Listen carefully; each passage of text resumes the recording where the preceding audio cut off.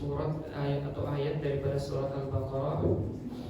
Tepatnya insyaallah masuk ke dalam ayat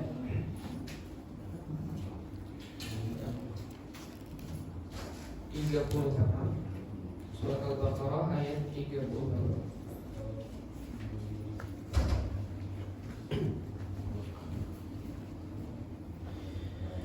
Bismillahirrahmanirrahim. Wa idh qala rabbuka lil malaikati inni ja'ilun fil ardi khalifah. Qalu ataj'alu fiha man yufsidu fiha wa yasfiku ad-dima' wa nahnu nusabbihu bihamdika wa nuqaddisu lak. Qala inni a'lamu ma la ta'lamun. Wa udhkur ya Muhammad idh qala rabbuka lil malaikati inni ja'ilun fil ardi khalifah yakhlufuni fi tanfidhi ahkami fiha wa huwa Adam. Allah Subhanahu wa ta'ala berfirman, dan tatkala Tuhanmu yaitu Allah Subhanahu wa ta'ala berkata kepada para malaikat, aku akan menjadikan di atas muka bumi seorang khalifah.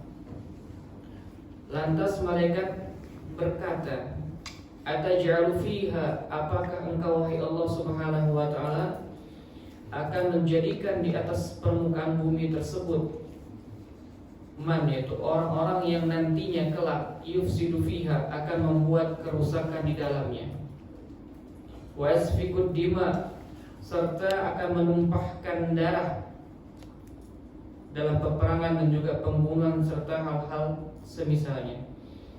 Wa nahnu, sedangkan kami, nusabbihu bihamdika, senantiasa mensucikanmu dengan bertasbih kepadamu, wa nuqaddisu lak, dan mensucikan engkau. Lantas Allah Subhanahu wa ta'ala berkata, inni a'lamu ma la ta'lamun, aku lebih mengetahui daripada kalian, sedangkan kalian tidaklah mengetahui. Dalam tafsir Jalalain dikatakan wa udhkur ya Muhammad, Allah mengatakan dan ingatlah wahai Muhammad, tatkala Tuhanmu hendak menjadikan di atas permukaan bumi satu sosok khalifah yang yakhlufuni fi tanfidhi ahkami fiha, yang khalifah tersebut yakni Nabi Adam alaihissalatu wassalam, yang nantinya akan tanfidhi ahkami, menerapkan hukum-hukum syariat Allah Subhanahu wa ta'ala di atas muka bumi. Khalifah yang dikehendaki dalam ayat ini dikatakan di sini adalah Nabi Adam alaihissalatu wassalam. Lantas mendengar hal tersebut, malaikat berkata, ya Allah, ataj'alu fiha, apakah engkau akan menjadikan di atas permukaan bumi tersebut satu sosok, yaitu maksudnya adalah manusia, yang nantinya yufsidu fiha, akan membuat kerusakan di atas muka bumi. Maka di sini terangkan yang dimaksud dengan membuat kerusakan adalah dengan bil ma'asi, melakukan maksiat kepada Allah Subhanahu wa ta'ala, melakukan pembangkangan kepada Allah Subhanahu wa ta'ala. Ini menyebabkan bumi atau juga alam semesta tidak lagi bersahabat dengan manusia. Sesuai dengan firman Allah Subhanahu wa ta'ala, zaharal fasadu fil barri wal bahri bima kasabat aydin nas. Munculnya kerusakan, malapetaka, huru-hara yang tidak kunjung selesai, baik fil bahri, dalam lautan maupun juga dalam daratan, bima kasabat aydin nas, karena sebab ulah tangan manusia yang ada, karena mereka bermaksiat. Semakin banyak maksiat yang dilakukan oleh seorang hamba, maka kerusakan yang terjadi di atas muka bumi ini akan semakin parah. Karena setiap amal manusia yang dilakukan oleh manusia tersebut akan naik ke atas langit. Kalau seandainya amal-amal tersebut baik, maka langit akan menurunkan kebaikan. Tapi sebaliknya, seandainya manusia melakukan dosa dan juga maksiat, maka yang naik ke langit adalah amal-amal buruk, sehingga langit akan membalas dengan keburukan dan juga bencana. Ini yang akan terjadi apabila amal manusia naik ke atas langit. Kemudian malaikat di sini yang harus kita pahami, mereka bertanya kepada Allah Subhanahu wa taala, apakah engkau wahai Allah akan menjadikan di atas permukaan bumi tersebut satu sosok makhluk, yaitu manusia, yang akan membuat kerusakan? Ini bukanlah pertanyaan dalam bentuk protes. Biasanya kalau misalnya kata-kata protes itu konotasinya tidak selalu positif. Karena apa? Yang namanya biasanya orang-orang protes itu dia melihat dalam kebijakan tersebut ada kekurangannya, ada celahnya, maka itu diprotes. Tapi malaikat di sini bertanya untuk isti'lam, untuk mengetahui. Karena sejatinya para malaikat ini juga adalah sosok makhluk yang memiliki rasa antusias atau juga rasa tolak, rasa keingintahuan terhadap ilmu yang tinggi. Maka malaikat bertanya kepada Allah Subhanahu wa taala, mengapa diciptakan manusia dan diangkat menjadi khalifah, sedangkan setahu malaikat manusia ini adalah sosok makhluk yang dilengkapi dengan yang namanya syahwat dan hawa nafsu, yang ini kerap kali membuat atau juga membimbing manusia untuk membuat kerusakan. Maka di sini dikatakan bahwa manusia itu memiliki 3 buah unsur yang berkaitan tentang emosi mereka. Fa inna fi insan thalathatu asya'. Di dalam diri setiap manusia ada 3 hal. Pertama, quwwatu syahwiyatun, ada kekuatan nafsu, syahwat. Kemudian wa quwwatun ghadabiyatun, ada kekuatan emosi amarah yang terkadang tidak bisa terkendalikan. Wa quwwatun aqliyatun, kemudian kekuatan akal. Nah, biasanya Imam Syafi'i mengatakan, faman ala hawahu aqruhu faqad naja. Siapa yang pada hari itu akalnya dapat mengendalikan hawa nafsunya, maka dia sudah mendapatkan keselamatan. Artinya, kalau seandainya seseorang sebaliknya dikendalikan oleh nafsunya, maka hari itu akalnya adalah yang binasa. Maka ada pepatah mengatakan, tuba liman kana aqluhu sayyidan wa syahwatuhu asiratan. Beruntung orang yang akalnya mampu menjadikan pengendali, sedangkan syahwatnya yang dikendalikan. Nah, malaikat di sini dia hanya melihat 2 unsur saja, yaitu unsur syahwiyatun, unsur yang mengandung kekuatan syahwat, kemudian quwwatun ghadabiyatun, kemudian kekuatan emosional yang tidak bisa teratur. Sehingga dengan 2 unsur ini biasanya kerusakan terjadi. Karena ingin ingin meluapkan emosi, maka terkadang ada kerusakan di mana-mana. Sedangkan malaikat tidak sadar bahwa manusia juga memiliki kekuatan akal. Maka itu malaikat bertanya kepada Allah Subhanahu wa taala, mengapa Allah Subhanahu wa taala menciptakan manusia dan diangkat menjadi khalifah. Kemudian mereka juga mengatakan, sedangkan manusia tersebut dengan unsur-unsur yang ada dalam tubuhnya, yaitu kekuatan nafsu dan juga emosi yang tidak bisa terkontrol, yusfikud dima, nantinya akan menumpahkan darah secara batil. Ya, jadi tidak semua penumpahan darah itu adalah kebatilan. Terkadang penumpahan darah tersebut ada manfaatnya. Seperti apa contohnya? Pembunuhan yang dilakukan oleh seseorang itu harus dibayar dengan nyawa. Salah satu cara kafarahnya. Maka yang terjadi biasanya banyak manusia menumpahkan darah yuriquha bil qatli, dengan cara pembunuhan dengan cara yang batil. Nah, malaikat mengatakan hal yang demikian rupa karena tidak sembarangan menuduh, tidak sembarangan menuding. Malaikat mengatakan hal tersebut berdasarkan pengalaman yang mereka ketahui, bahwa dengan adanya nafsu atau juga syahwat yang tidak bisa terkontrol, yang tidak bisa terkendalikan, maka dunia pernah rusak. Kama fa'ala banul jan wa kanu fiha, sebagaimana yang dahulu pernah dilakukan oleh Banul Jan yang pernah menghuni muka bumi sebelum manusia menghuninya. Kemudian falamma afsadu, di sini dikatakan ketika Banu Jan tersebut mereka telah membuat banyak kerusakan di atas muka bumi, arsalallahu alaihimul malaikata, maka akhirnya Allah Subhanahu wa taala mengutus malaikat-malaikatnya untuk mengatasi Banu Jan yang telah membuat kerusakan di atas muka bumi.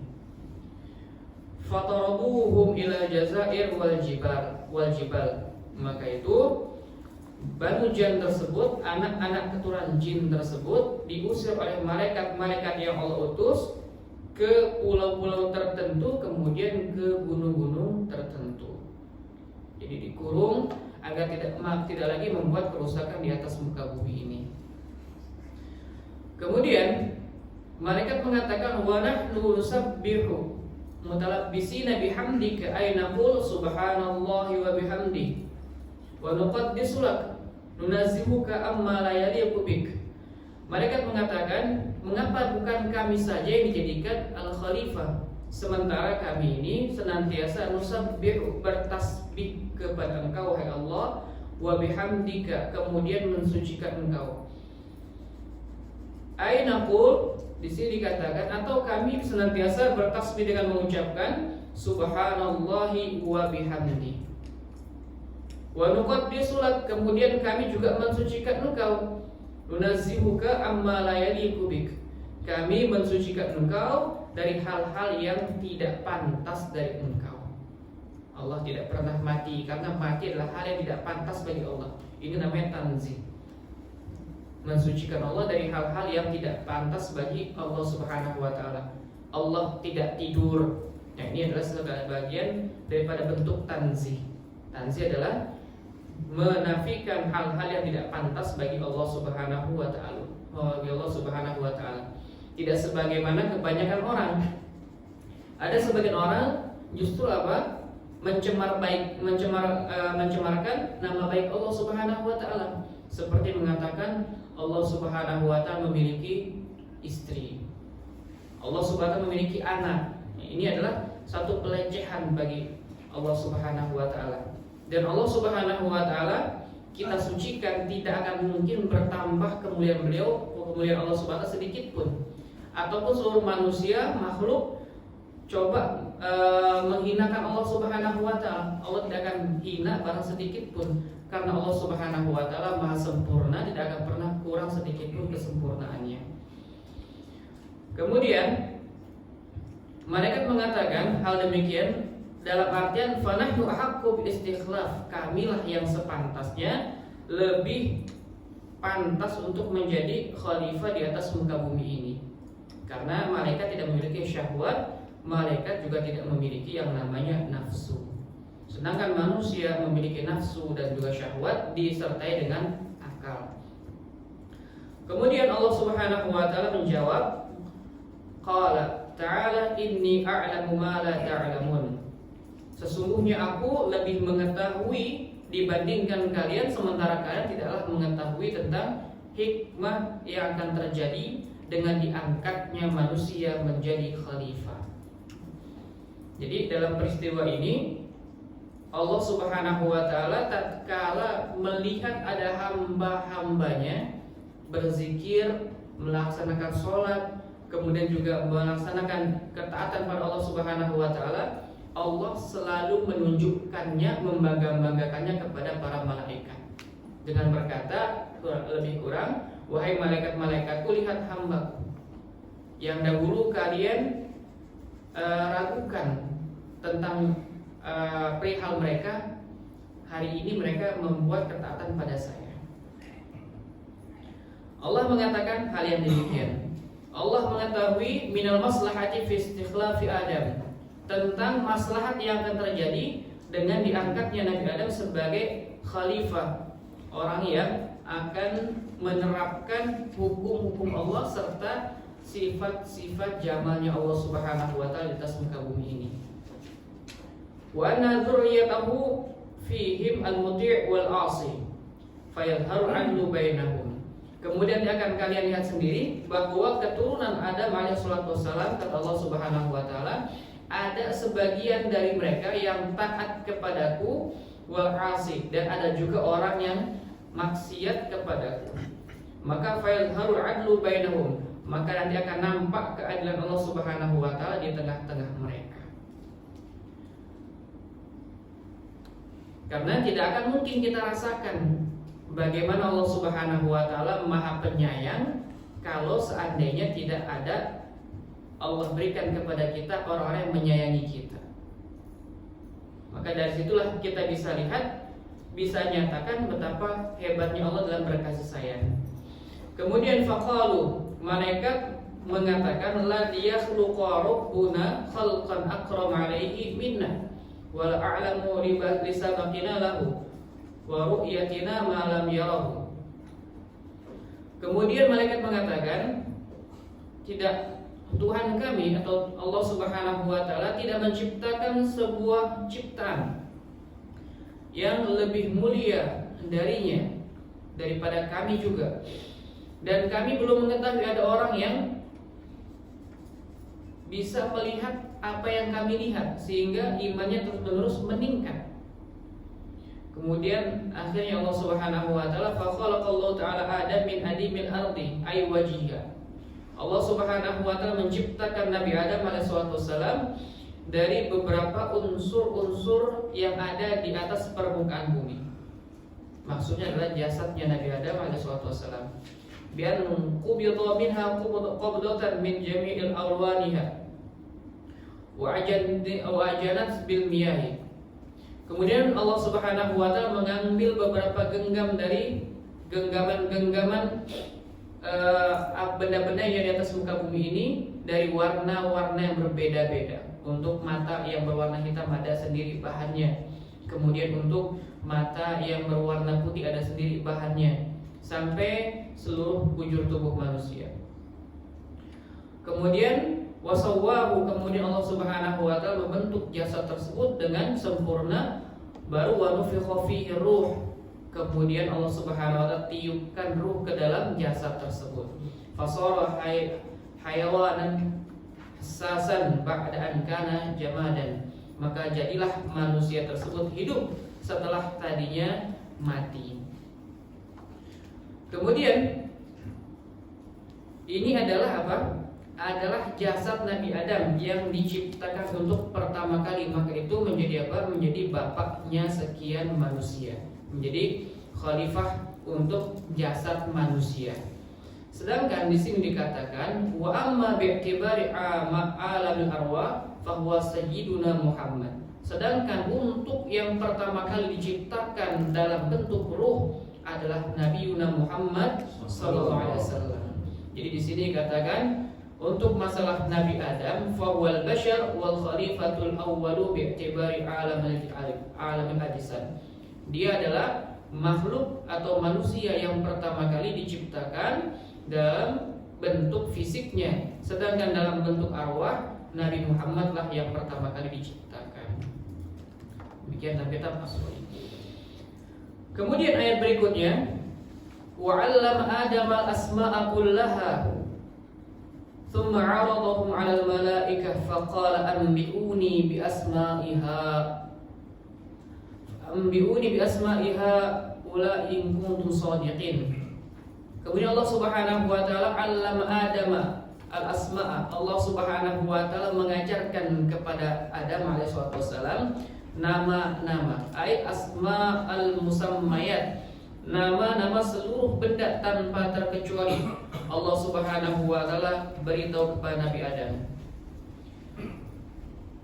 Kemudian hatta al-qas'ah, sampai Allah Subhanahu wa taala memberitahu kepada Nabi Adam hal-hal yang terkecil sekalipun, sampai al-qas'ah, sampai sekelas wadah wal qasi'ah, maupun juga wadah-wadah yang kecil sampai wadah yang besar, diajarkan atau diberitahu kepada Nabi Adam tentang nama-namanya. Kemudian bi an ulqiya fi qalbi ilmuha, dengan cara Allah Subhanahu wa taala mengajarkan kepada beliau, bukan ditunjukkan bendanya kemudian Allah Subhanahu wa taala mendikte Nabi Adam ini namanya langit, ini namanya bumi. Bukan, melainkan di sini dikatakan bi an ulqiya fi qalbi ilmuha, dengan cara Allah Subhanahu wa taala memberikan ilmu tersebut dan langsung diletakkan di dalam hatinya Nabi Adam alaihissalam. Jadi tidak sebagaimana apa yang kita bayangkan pada hari ini, yang namanya orang belajar itu ya harus ada guru, ada murid, ada sarana seperti papan tulis, kemudian juga spidol dan lain sebagainya. Tapi di sini Allah Subhanahu wa taala mengajarkan Nabi Adam, artinya meletakkan ilmu-ilmu tersebut di dalam hati beliau yang mulia. Kemudian di sini ditambahkan lagi mengenai ilmu yang diajarkan kepada Nabi Adam alaihissalam. Falhasil anna Allah atla'a Adam ala musammayat jami'aha wa 'allama asma'aha wa atla'a al-malaika ala musammayat wa lam ya'lamha. Kemudian setelah Allah Subhanahu wa taala berikan kepada Nabi Adam ilmu sehingga beliau dapat mengetahui nama-nama benda-benda yang ada di atas muka bumi ini, maka Allah Subhanahu wa taala memberikan imtihan atau ujian kepada Nabi Adam. Allah tanya kepada beliau tentang nama-nama benda-benda, dan Adam alaihissalam pun mengetahui tentang nama-nama benda tersebut. Tapi ketika wa'atla al-malaikat al musammayat, ketika malaikat ditanya oleh Allah Subhanahu wa taala tentang nama daripada benda-benda yang Allah beritahukan, akan tetapi malaikat tidaklah mengetahui. Jadi inilah salah satu penyebab Allah Subhanahu wa taala angkat derajat manusia di atas malaikat, karena sebab ada ilmunya. Maka seandainya manusia tidak ada ilmu, tidak ada amal, maka bisa jadi derajatnya justru lebih rendah dibandingkan dengan binatang sekalipun. Jadi ini tidak berlaku untuk keseluruhan manusia. Tidak seluruh manusia lebih mulia daripada malaikat. Hanya manusia-manusia yang memiliki ilmu dan amal saja yang lebih tinggi derajatnya di hadapan Allah dibandingkan malaikat. Tapi kalau ada manusia-manusia yang ilmunya rendah, artinya ilmu di sini ilmu tentang masalah-masalah agama, ilmu yang mampu membantu kita menjawab pertanyaan kubur, amalnya juga tidak baik, maka tidak bisa dikatakan orang ini lebih baik daripada malaikat. Karena apa? Karena sebab dia memperturutkan hawa nafsunya, kemudian membiarkan akalnya terbengkalai. Ditambahkan di sini, wa khassa Adam bi ma'rifatil asma' bi jami'il lughat wa tilka al-lughat tafarraqat fi auladihi. Kemudian Allah Subhanahu wa taala memberikan sebuah keistimewaan kepada Nabi Adam alaihissalam dengan keistimewaan yang luar biasa. Dalam bentuk bima'rifatil asma' bi jamil lughat, Allah beritahu kepada beliau nama-nama benda tersebut dengan seluruh bahasa-bahasa yang ada. Jadi Nabi Adam diberitahu apa ini, umpamanya adalah langit dalam bahasa Indonesia, beliau tahu langit dalam bahasa Indonesia. Beliau tahu langit dalam bahasa Inggris, beliau tahu langit dalam bahasa Jepang dan lain sebagainya. Seluruh bahasa beliau kuasai. Maka di sini katakan wa tafarraqat fi auladi, maka bahasa-bahasa tersebut akhirnya bertaburan atau juga berpisah-pisah di anak-anak keturunannya. Jadi ada orang Jepang, mereka berbicara dengan bahasa mereka sendiri, yang dahulu Nabi Adam juga mengetahui bahasa mereka. Jadi bahasa-bahasa ini yang akhirnya apa? Tersebar luas di keturunan Nabi Adam alaihissalam. Jadi ini adalah qudratullah, sesuatu yang berlangsung tidak sebagaimana semestinya yang menurut akal kita, itu disebut dengan qudratullah. Seperti kalau misalnya kita biasanya tahu sunnatullah, yaitu sesuatu yang berlangsung berjalan sesuai dengan kondisi yang ada. Biasanya orang mendapatkan ilmu dengan cara belajar. Ada guru, kemudian ada murid, ada media. Tapi Allah Subhanahu wa taala membuktikan kepada kita, Allah mampu memberikan ilmu kepada Nabi Adam dan juga siapapun tanpa yang namanya belajar terlebih dahulu. Dan Nabi Adam lah Allah berikan keistimewaan dengan apa? Dengan menguasai seluruh bahasa-bahasa yang ada di atas muka bumi ini. Kemudian setelah Allah ajarkan kepada beliau yang mulia, thumma 'aradahum ay al-musammayat wa fihi tadlibul uqala 'ala al-malaikati. Faqala tabkitan anbi'uni akhbiruni bi asma'i haula al-musammayat in kuntum shadiqin. Setelah Allah Subhanahu berikan seluruh kepahaman tentang nama-nama yang ada, maka Allah Subhanahu wa taala mengatakan kepada Nabi Adam untuk apa? Memberitahu malaikat tentang seluruh nama-nama yang beliau ketahui. Faqala, lepas itu Allah Subhanahu wa taala berkata kepada para malaikat sebagai tabkitan, sebagai pencerahan untuk malaikat yang tadinya mereka mengatakan bahwa manusia itu hanya bisa membuat yang namanya kerusakan. Nggak bakal bisa mereka membangun atau juga memakmurkan dunia. Kemudian apa? Allah berkata kepada malaikat, ambiuni, maka akhbiruni, beritahu kepada saya tentang bi asma haula, tentang nama-nama seluruh yang ada, sebagaimana Adam memberitahu kepada kalian tentang nama-nama yang barusan dia sebutkan. In kuntum shadiqin, kalau memang kata Allah Subhanahu kepada malaikat, kalian benar-benar merasa lebih baik daripada manusia, ini Adam. Fi anni la akhluqu a'lamu minkum, ketahuilah wahai malaikat, kata Allah Subhanahu wa taala, bahwasanya tidaklah aku menciptakan satu ciptaan kecuali aku lebih tahu dibandingkan kalian tentang hikmah dibalik ciptaan tersebut. Aw annakum ahaqqu bil khilafah, dan aku lebih tahu bahwa kalian dibandingkan mereka lebih cocok mereka yang menjadi khalifah atau juga wakilku di atas muka bumi ini. Dan malaikat ini baru tahu ternyata hikmah daripada penciptaan manusia, ternyata terbit para nabi alaihissalam yang ibadahnya luar biasa baik, dakwanya luar biasa baiknya kepada Allah. Sampai nanti terbitnya Rasul Muhammad SAW, malaikat barulah mengetahui bahwa manusia yang beriman beribadah taat kepada Allah tidak akan pernah sebanding dengan mereka. Kemudian lanjutannya, malaikat setelah menyaksikan tentang peristiwa tersebut, mereka berkata, qalu subhanaka la ilma lana illa ma 'allamtana innaka antal alimul hakim. Maha suci Engkau, kata malaikat kepada Allah Subhanahu wa taala, kami tidaklah memiliki ilmu kecuali apa yang Engkau telah ajarkan kepada kami. Sesungguhnya Engkau wahai Allah Maha mengetahui lagi Maha bijaksana. Malaikat mengatakan, qalu subhanaka tanzihan laka al-i'tiradi alaih. Malaikat mengatakan, Maha suci Engkau wahai Allah daripada apa yang tidak semestinya, menciptakan dengan sia-sia. Ini adalah suatu hal yang tidak semestinya. Maka itu Allah menegaskan dalam ayatnya, afa hasibtum annama khalaqnakum abatha wa annakum ilaina la turja'un. Apakah kalian wahai manusia mengira kami ciptakan kalian abath, untuk hal yang sia-sia belaka, wa annakum ilaina la turja'un, dan kalian mengira bahwa kalian tidak akan dikembalikan. Artinya apa? Bahwa manusia diciptakan untuk hal yang luar biasa penting, untuk hal yang luar biasa dahsyatnya. Maka itu malaikat menyatakan, subhanak, Maha suci Engkau yang tidak pernah menciptakan satu buah ciptaan pun tanpa adanya hikmah tersendiri.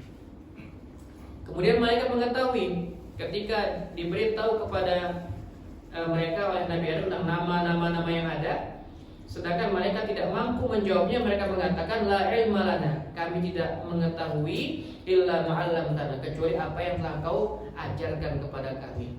Innaka antal azizul hakim, sesungguhnya Engkau wahai Allah Maha mengetahui lagi maha bijaksana. Alladzi la yakhruju syai'un an ilmihi wa hikmatihi, yang apapun terjadi di atas muka bumi ini tidak akan pernah keluar daripada hikmah dan juga kebijaksanaannya Allah Subhanahu wa taala.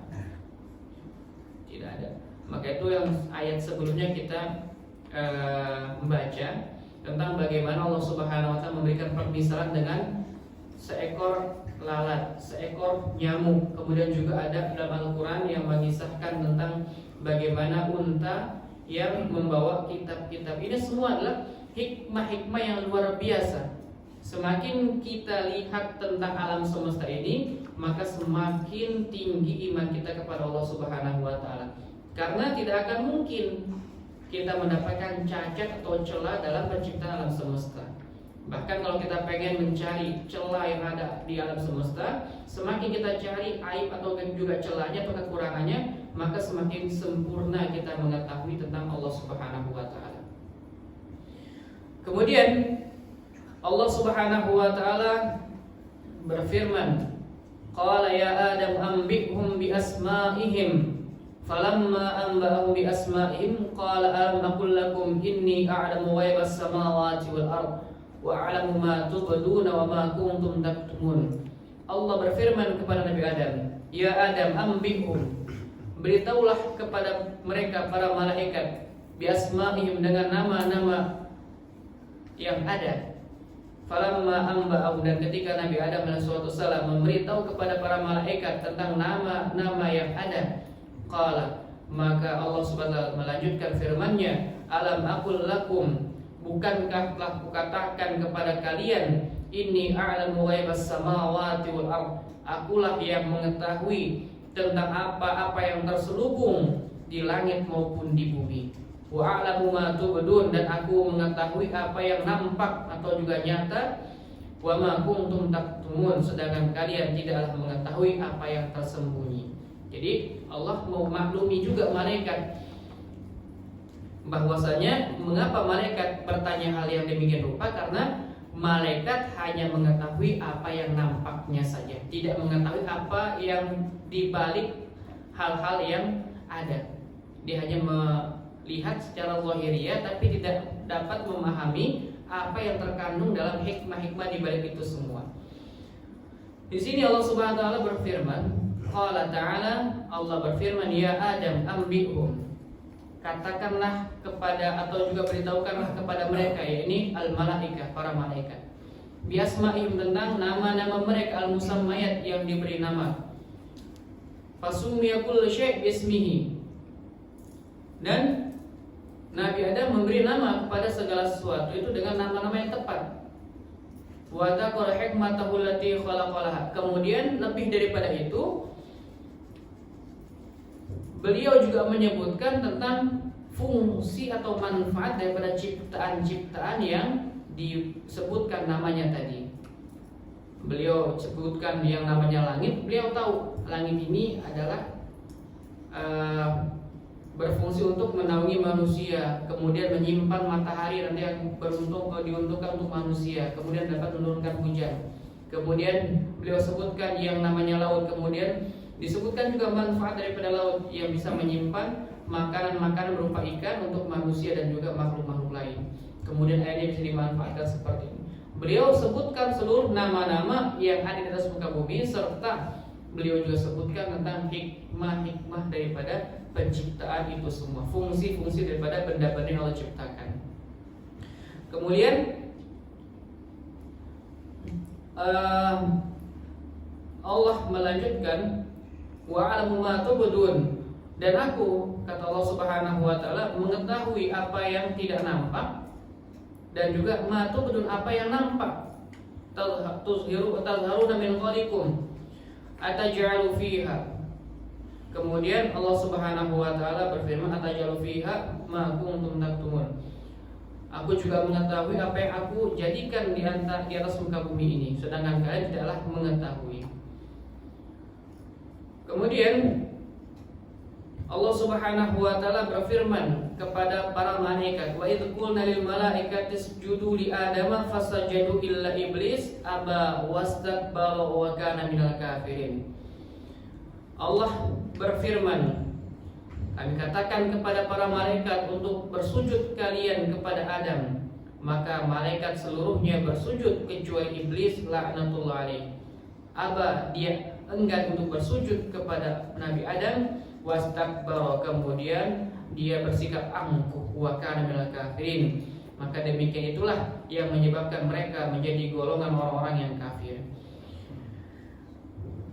Setelah itu Allah Subhanahu wa taala menyuruh malaikat untuk sujud kepada Nabi Adam. Yang perlu kita ketahui di sini bahwasannya malaikat bersujud sujudut tahiyyatin bil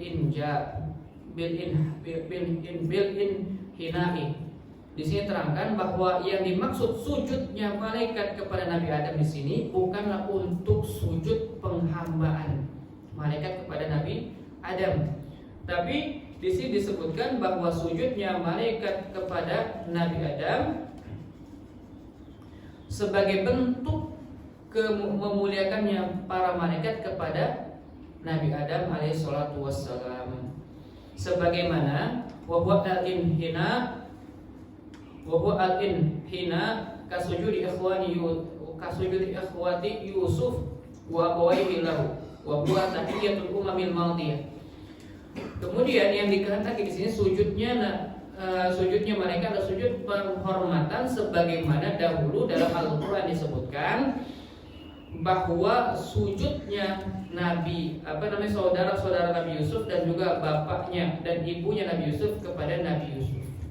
Bukan sujud penghambaan, tapi sujud untuk memuliakan. Dan sujudnya pun juga bentuknya tidak sebagaimana sujud dalam sholat. Wa huwa tahiyyatul umamil madiyah, dikatakan bahwa sujud yang demikian rupa adalah sebagai bentuk penghormatan yang biasa dilakukan oleh umat-umat terdahulu. Wa ma tahiyyatuna fahiyas salam. Sedangkan untuk kita pada saat ini bentuk kemuliaan bukanlah dengan sujud kepada orang yang kita muliakan. Di sini katakan wa ma tahiyyatuna fahiyas salam. Bentuk kita memuliakan orang lain adalah dengan mengucapkan salam kepadanya. Kemudian bentuk orang yang memberikan salam kepada kita, kemudian kita ingin membalas kemuliaan tersebut adalah dengan menjawab salamnya dengan selengkap-lengkapnya. Kalau ada orang mengatakan assalamualaikum, kita jawab waalaikumsalam, itu pun juga sebenarnya sudah cukup. Akan tapi kalau kita tambah dengan tambahannya lagi, maka itu akan menambah kemuliaan kita dan memuliakan orang tersebut. Orang mengucapkan kepada kita assalamualaikum, kita jawab waalaikumsalam warahmatullahi. Atau ditambah sampai lengkap waalaikumsalam warahmatullahi wabarakatuh. Maka itu adalah sebagai bentuk lebih memuliakan kita kepada orang tersebut. Kemudian wa'alaihi fala iskal wa qala ba'dul mufassirin, sebagian mufassir mengatakan inna sujuda syar'i biwad'il jabhati 'alal ardi. Yang dimaksud dengan sujud secara syariat adalah meletakkan kening di atas tanah sebagai bentuk ibadah. Wa adamu qiblatun kal ka'bati. Sedangkan Adam saat itu di sini dikatakan adalah kiblat sebagaimana Ka'bah pada saat ini. Fasujudu lillahi wa innama Adam qiblatun. Sedangkan sujud itu hanya kepada Allah, sedangkan Adam hanya sekedar kiblat saja pada saat itu. Dalam kitab As-Sawi diterangkan bahwa Adam qiblatun kal Ka'bah. Pada saat itu Adam itu adalah sebagaimana kiblat. Karena perdiskusian antara Allah dengan malaikat tidak sebagaimana diskusi kita yang terjadi saling bertatapan. Tidak mungkin. Karena Jibril saja ketika dia menghantarkan Rasul Muhammad SAW ketika Isra Mi'raj, ketika hendak sampai Sidratul Muntaha, artinya hendak masih jauh sekali jarak. Kemudian Jibril pamit tidak bisa mendampingi Rasulullah lagi.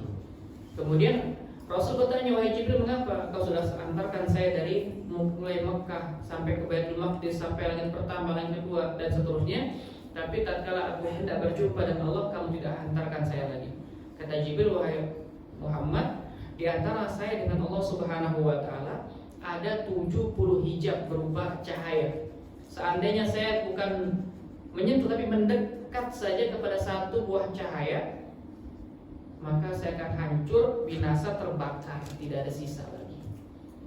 Maka malaikat Allah Subhanahu wa taala suruh sujud kepada Nabi Adam. Di sini katakan karena pada saat itu wa Adam qiblatun, karena Nabi Adam sebagaimana kiblat yang hari ini adalah Ka'bahnya kita. Kemudian kita sujud kepada Allah Subhanahu wa taala sedangkan menghadap ke arah Ka'bah. Maka malaikat pada saat itu disuruh sujud kepada Allah Subhanahu wa taala dengan menghadap ke arah Nabi Adam.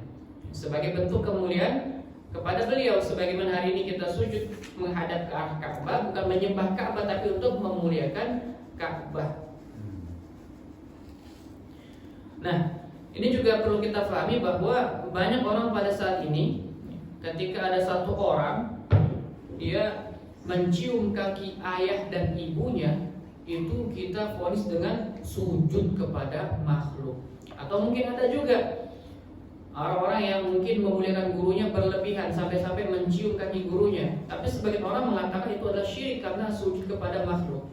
Sebenarnya itu mencium kaki ya, tidak dipermasalahkan. Bahkan ada seorang sahabat, dia datang kepada Rasul Muhammad SAW. Ada dua kisah. Yang pertama dua-duanya menerangkan tentang kisah atau juga keutamaan orang tua. Satu orang datang kepada Rasul mengatakan, wahai Rasul, ausini biwasiyatin antafi'u biha fid dunya wal akhirah. Wahai Rasul, berikan saya wasiat yang bermanfaat bagi saya dunia maupun akhirat. Maka Nabi bertanya, halaka walidun wa walidatun? Kamu masih punya ayah dan ibu apa enggak? Maka dia katakan, nah, iya, saya masih punya ayah dan ibu.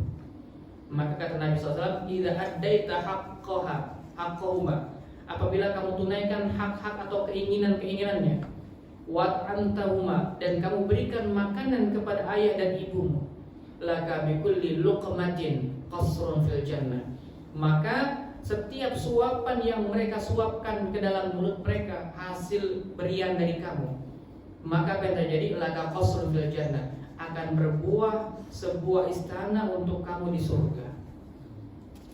Maka sahabat ada yang mendengar seperti ini, dia datang kepada ibunya yang senantiasa menyakiti perasaannya. Kemudian dia tanya sama Rasul, wahai Rasul, saya infakkan harta saya kepada ibu saya, tapi kata-katanya menyakitkan saya. Maka Nabi SAW tetap menyuruhnya untuk berbakti.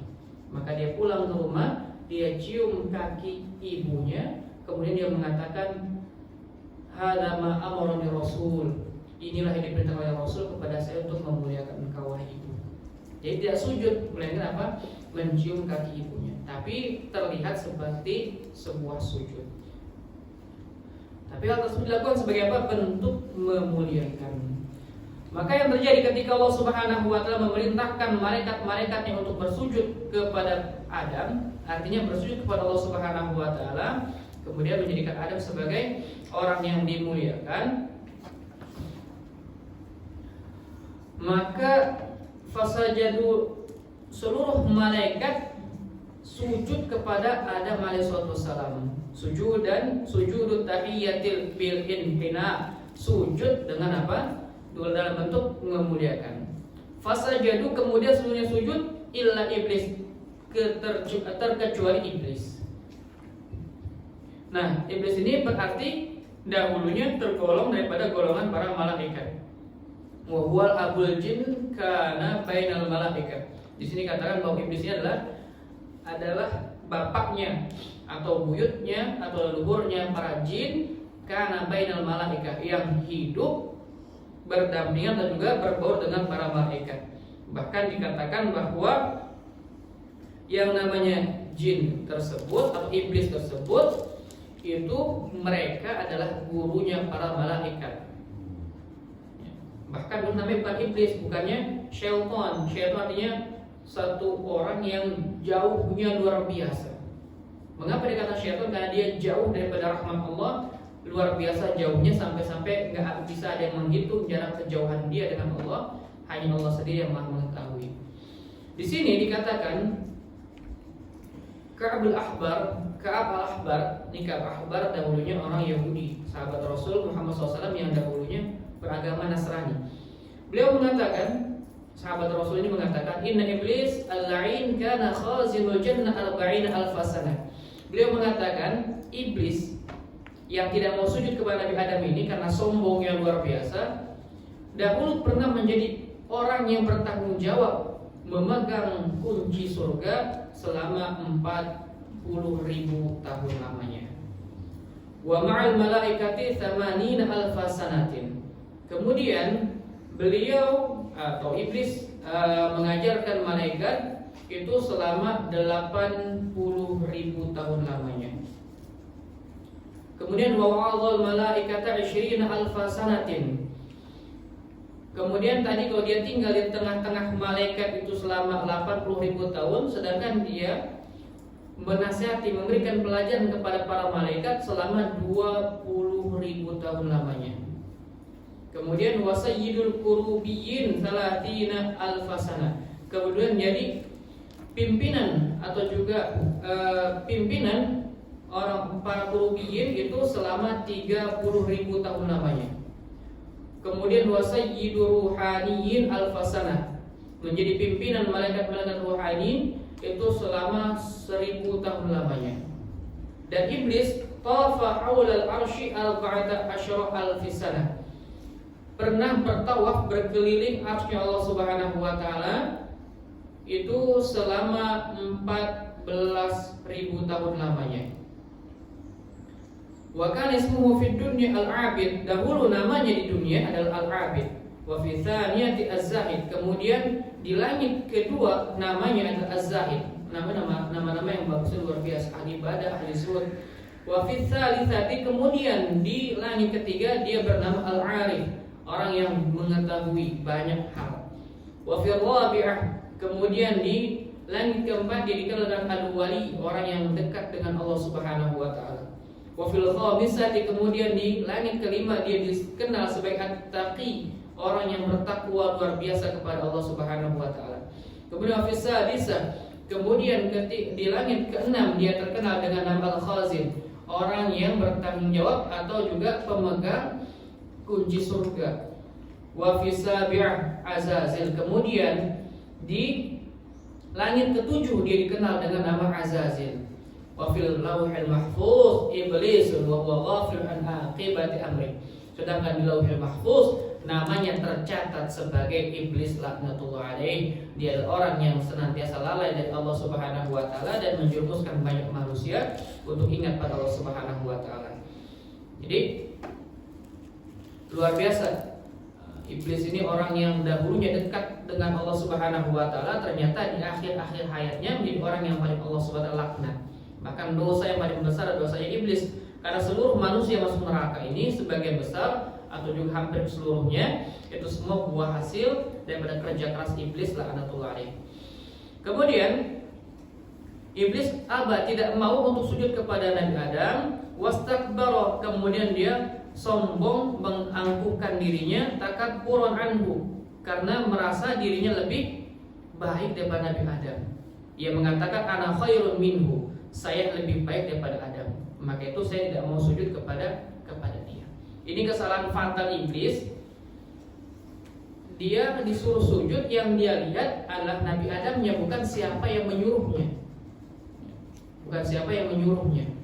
Maka inilah yang menyebabkan iblis laknatullah alaih, Allah Subhanahu wa taala laknat sampai pada hari ini masih terlaknat.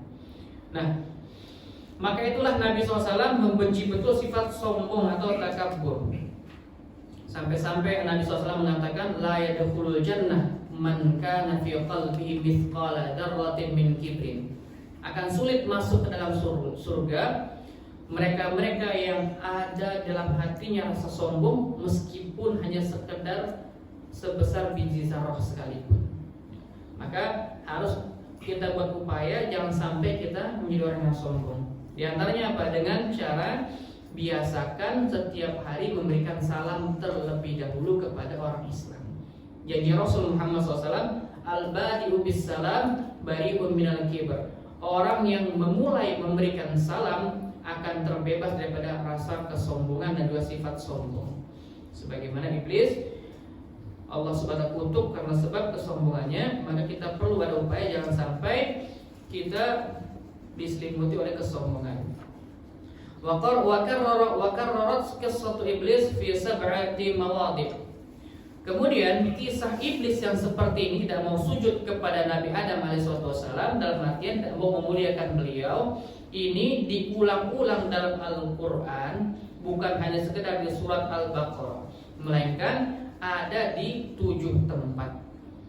Yang pertama fil Baqarati, sudah jelas. Yang pertama kisah iblis yang seperti ini diterangkan dalam surat Al-Baqarah. Kemudian wal A'raf, kemudian ada juga kisah yang serupa tertuang dalam surat Al-A'raf. Kemudian wal Hijr, kemudian ada juga kisah yang serupa tentang iblis yang membangkang untuk sujud dalam surat Al-Hijr. Kemudian wal Isra, dan dalam surat Al-Isra. Berikutnya wal Kahf, ada pada surat Al-Kahfi. Wa Thaha, kemudian surat Thaha. Wa Shad, kemudian surat Shad. Ini bukan 1-2 kali saja Allah kisahkan, melainkan berulang-ulang kali agar jangan sampai manusia memiliki sifat iblis. Wujudnya manusia tapi tingkah laku seperti iblis, jangan sampai.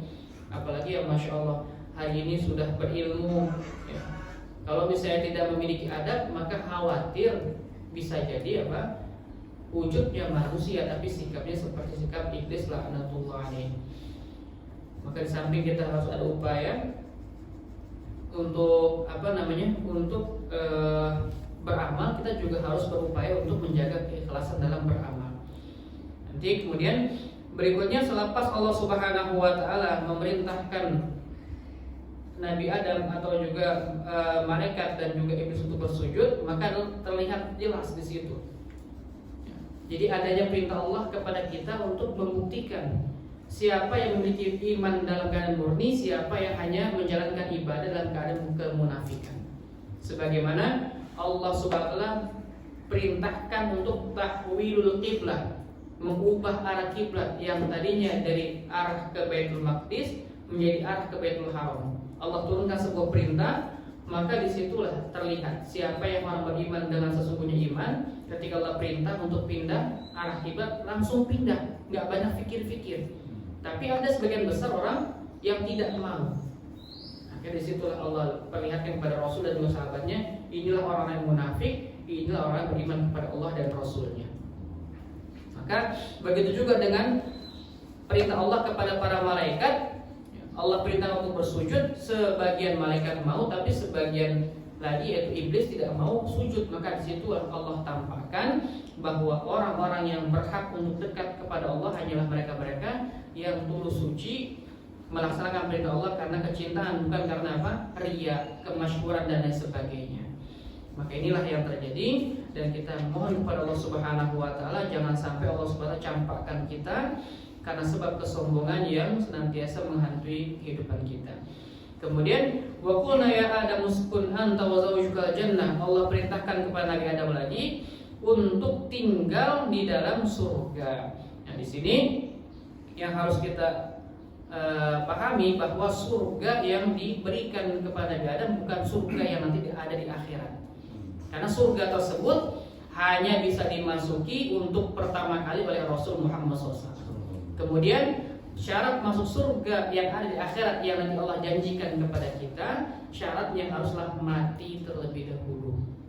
Tidak bisa orang hidup masuk ke dalam surga kecuali Rasul Muhammad SAW. Yang dikehendaki di sini wa qulna ya Adam uskun anta wa zawjuka. Wahai Adam, tinggal engkau dan istrimu. Istrimu di sini adalah Siti Hawa. Siti Hawa. Yang di sini katakan wa kana khalaqaha min dhul'ihi al-aisar. Nah, di sini di Jahalah dikatakan bahwa ada Siti Hawa diciptakan dari tulang rusuk sebelah kirinya Nabi Adam alaihissalam. Ini kata sebagian pendapat ulama. Maka di sini diasoi terang lagi falidzalika kana kullu dzakarin naqisun dhal'an minal janibil aisar. Di sini katakan karena itulah setiap laki-laki pasti di setiap bagian rusuk kirinya itu kurang satu tulang. Karena apa? Sebab diciptakan dari tulang rusuknya. Artinya Nabi Adam Siti Hawa diciptakan dari tulang rusuk sebelah kiri Nabi Adam, maka itulah seluruh keturunannya tulang rusuknya kurang satu. Bukan itu berlaku bagi kita. Jadi istri kita tercipta dari tulang rusuk kita. Berarti kalau istri 4, masya Allah tulang rusuknya kurang 4. Enggak seperti itu.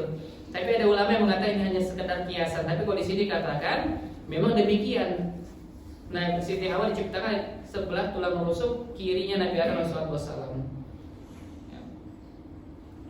Di sini dikatakan bahwa setiap laki-laki memang kurang tulang rusuknya sebelah kiri satu buah tulang rusuk. Fajihatul yamin sama niyat asyar. Kemudian di sebelah kanan itu ada 18.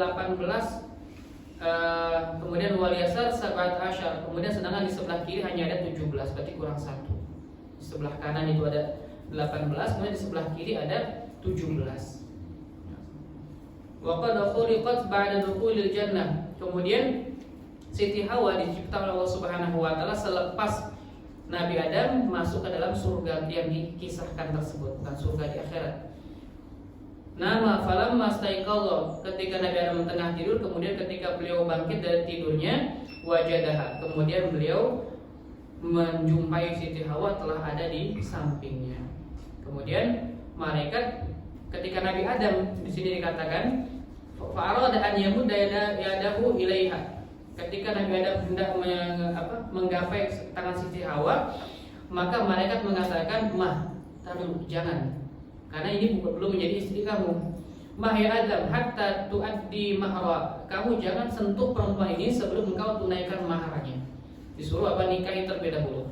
Faqala, kemudian Nabi Adam berkata, "Muamma mahroha." Lantas apa yang harus saya berikan sebagai mahar? Kemudian malaikat berkata, faqalu thalathu shalawatin aw 20 salatan ala sayyidina Muhammadin sallallahu alaihi wasallam. Kemudian malaikat mengatakan, kamu harus menikahinya dengan mahar 3 kali sholawat atau 20 sholawat kepada Rasul Muhammad sallallahu alaihi wasallam. Masya Allah. Barokahnya Rasul Muhammad SAW. Jadi apa? Nabi Adam mendapatkan mahar untuk menikahi Siti Hawa radhiyallahu ta'ala anha. Maka itu masya Allah luar biasa. Kemudian Rasul Muhammad SAW sampai namanya disebut sebanyak 3 atau juga 20 kali oleh Nabi Adam. Maka itu wajar kalau seandainya Nabi Adam kagumnya luar biasa dengan Rasul Muhammad SAW. Bahkan dalam kitab Badi'ul Zuhur dikatakan ketika Nabi Adam SAW hendak diterima taubatnya, maka yang beliau jadikan wasilah untuk bertaubat adalah dengan nama Rasul Muhammad SAW. Ya Allah, demi nama Muhammad yang bersanding dengan namamu, maka ampunilah saya. Maka Allah bilang, wahai Adam, dari mana kamu tahu Muhammad? Saya tidak tahu siapa itu Muhammad, tapi yang saya tahu orang itu adalah orang yang paling mulia karena namanya bersanding dengan engkau. Maka Allah SWT mengatakan kepada Nabi Adam yang kurang lebih maknanya, wahai Adam, dia adalah orang yang paling mulia dan paling aku cintai. Tidak ada orang yang celaka atau merugi orang yang telah menyebut namanya. Maka itu saya ampuni dosa-dosa engkau. Maka itu wajar kalau Nabi Adam cemburu betul atau juga sangat amat kagum kepada Rasul dan juga umatnya. Semoga Allah terima kita sebagai umat Rasul Muhammad SAW yang dekat dengan beliau dan juga dengan Allah Subhanahu Wa Taala. Allah pelihara Islam iman kita sampai nanti Allah Subhanahu Wa Taala matikan kita dalam keadaan husnul khatimah. Demikian dapat kami sampaikan. Assalamualaikum warahmatullahi wabarakatuh. Waalaikumsalam. Subhanallah.